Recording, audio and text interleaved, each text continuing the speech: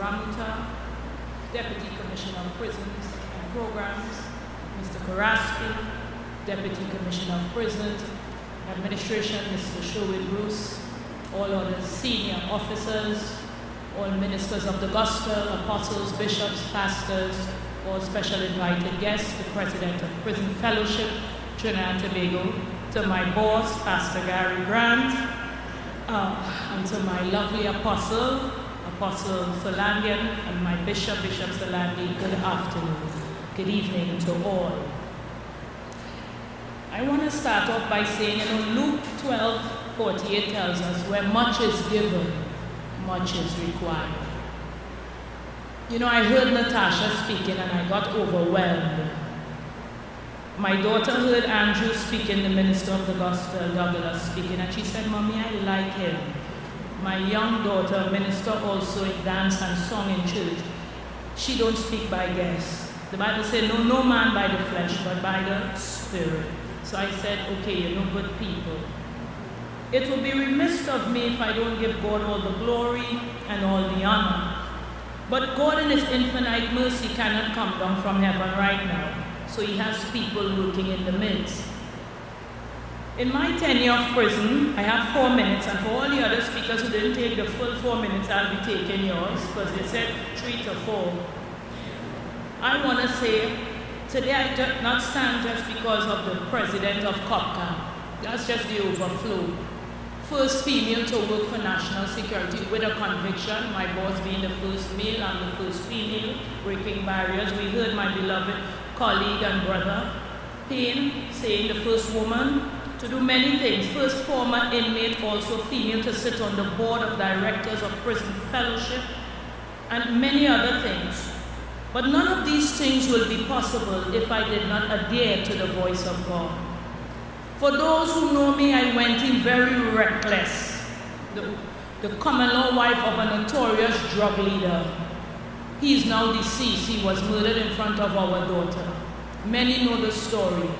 Revenge was all on my mind when they killed him, 10 weeks before I'm coming out of prison. But somehow God finds ways to send His people. I remember meeting Dr. Daniel Parks, coming in to bring guests from the United States. And my heart moved. There are many entities coming, but I was moved. After that, I joined one of their many programs, a discipleship program. I met Pastor Carol and Wayne Rajiram. Could you give these people a round of applause? The Bible says, give honor where honor is due. When Pastor Parks flying all over the world, they were my mommy and daddy. There was nothing I couldn't go to them with that they didn't bring peace with the Word of God. Sister Pam Andrews, Sister Laura, too many to mention. And in my tenure of being in prison from 2010 to 2016, very recent, I had some really emotional roller coaster. Wanting to give up the gospel, wanting to give up, especially when I heard I've lost my big house, Mercedes, and all that the world could have given, my bag of gold and all the worldly pleasures. And I have a daughter now without a father and a mother still incarcerated. Dr. Daniel Parks came in the prison, took up his own self and reached to my aunt's house.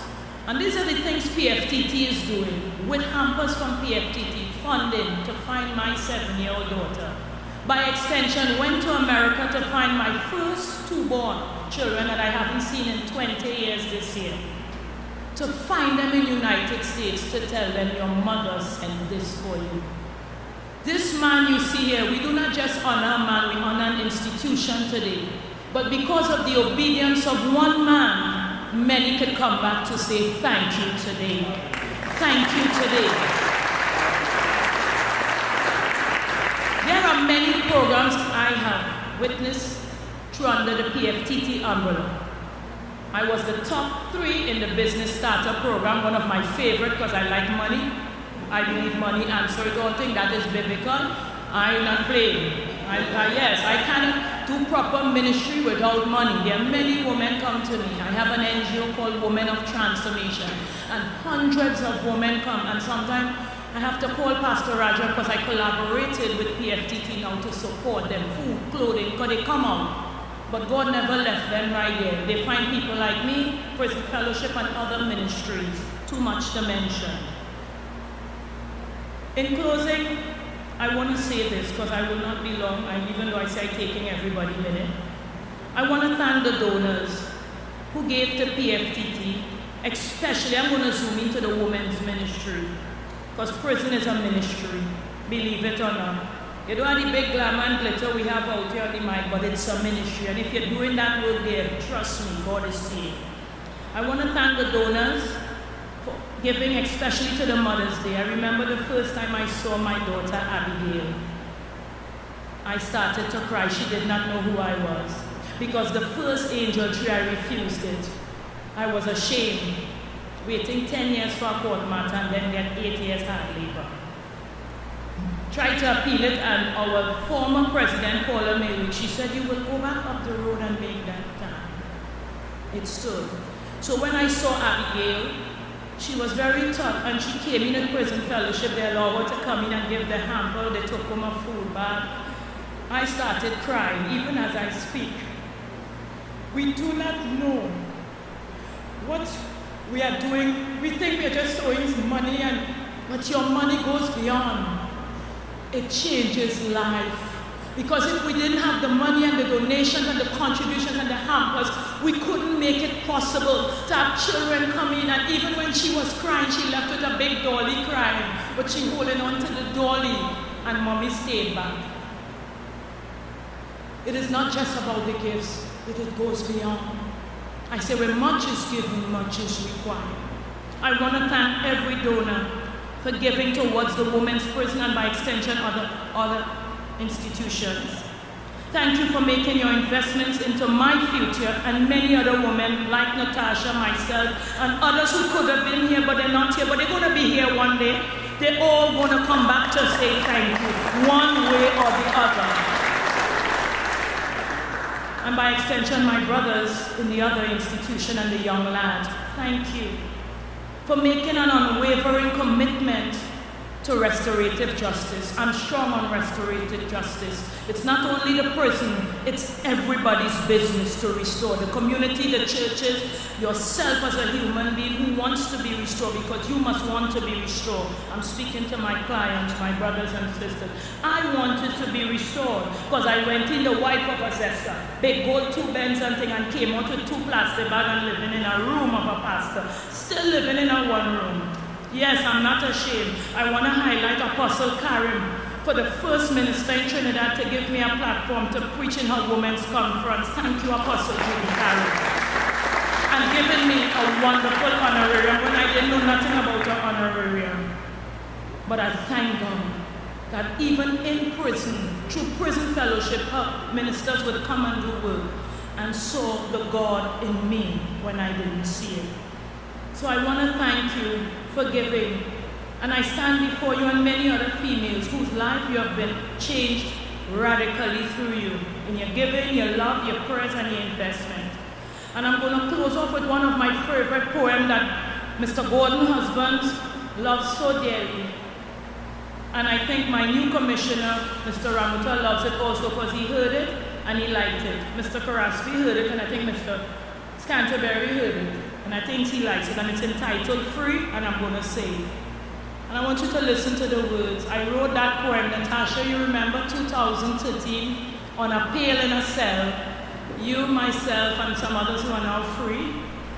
And it was about, you have to write something, find a skill. And when you're selling drugs and have guns, and is the former wife of a gunman, a zessa, you don't know nothing about smiling. All you know is guns, drugs, and big gold and big money. So what you talking about? You know about, you hear about God. I used to go to church and pay tithes, but me know about God. But the Bible tells us in Romans 8:28, for we know all things work together for good. Prison was my good. That was my wilderness. And I wrote this poem, and I'm going to end with it. So I see, Bishop Garraway, you're looking at me. Wow. I wonder what they think they see when they look at me. I guess my mind is playing tricks on me because I see they're still looking at me, judging me. Yes, me, the young black woman you see, whose life has been held in captivity. Yes, I have had to fight all my life just to be free. Imagine, Apostle Duncan, your mother selling you for 20 TT so she could be free. Now I am held without my consent, dying to be free. At times I wondered, where did my soul go? I guess that too was held captive from me. Until that day, I ran, and he stopped me. Who did? He, Robert, the Almighty. And he said, my daughter, Stacy, just give yourself to me, mind, body, and soul. I said, give myself to thee. How can you set me free from all my spiritual and carnal activities? And he said, through my blood, I will set you free. So today, I am free. I may not appear free to some of you all today, but my freedom is way deeper than the fish that swims in the sea or the bird that flies high in the sky. So when you see me walking by as a proud woman, you don't know the price Stacy has had to pay for this type of freedom. I am free to be the woman of God God has meant for me to be free. Thank you.